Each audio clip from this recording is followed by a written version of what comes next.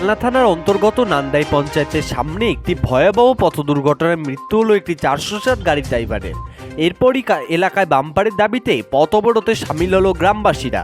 প্রায় ঘণ্টাখানেকের পথ অবরোধ চলার পর ঘটনাস্থলে পৌঁছায় কালনা থানার বিশাল পুলিশ বাহিনী। জানা গিয়েছে মঙ্গলবার আনুমানিক বেলা 2টো নাগাদ একটি আগবোঝাই 407 গাড়িতে ধাক্কা মারে একটি লরি। দুটি গাড়ির মুখোমুখি সংঘর্ষে ঘটনাস্থলে মৃত্যু হয় 407 গাড়ির ড্রাইভারের। জানা গিয়েছে মৃত্যু ওই ড্রাইভারের নাম সন্দীপ সিনহা, বাড়ি রিসরা এলাকায়। ঘটনায় লরির চালক জখম হয়েছে। এলাকাবাসীদের দাবি দীর্ঘদিন ধরে এই এলাকায় মাঝে মধ্যেই দুর্ঘটনা হয়। এখানে রয়েছে পঞ্চায়েত এবং সামনে স্কুল, অবিলম্বে এখানে বাম্পার দিতে হবে, এই দাবিতে পথ অবরোধ চলে দীর্ঘক্ষণ। পরবর্তী সময় পুলিশের আশ্বাসে পথ অবরোধ উঠে যায়। এরপরে মৃতদেহ উদ্ধার করে কালনা মহকুমা হাসপাতালে পাঠানো হয়। কালনা থেকে সৈয়দ আবু জাফরের রিপোর্ট, যুগান্তর সংবাদ। আমাদের দাবি এখানে বাম্পার লাগবে, বাম্পার এবং সিভিক লাগবে।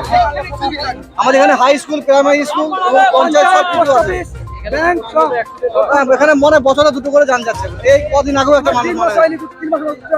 3 মাসের মধ্যে একটা অ্যাক্সিডেন্ট হয়েছে। অপরাধ আমরা করি না, অপরাধ একবারও করি নাই বলি আজকে বাম্পারটা হচ্ছে না। এখানে আশ্বাস দিচ্ছে, আগেবার আশ্বাস দিয়েছে, দিয়ে চলে গেছে, আর কোনো খবর নেই। পঞ্চায়েতে বসে মিটিং শুদ্ধ হয়েছে। বাম্পার চাই এবং সিভিক চাই আমাদের স্কুলের জন্য, বাচ্চা ছেলে মেয়ে সব পার হয়, তার জন্য আমাদের সিভিক চাই। এটা হয়েছে 107 আর 12 চাকা লরি। মারা গেছে হাতি গাড়িতে লোকটা মারা গেছে। আখের বোঝা ছিল। আমার নাম সুজাউদ্দিন শেখ।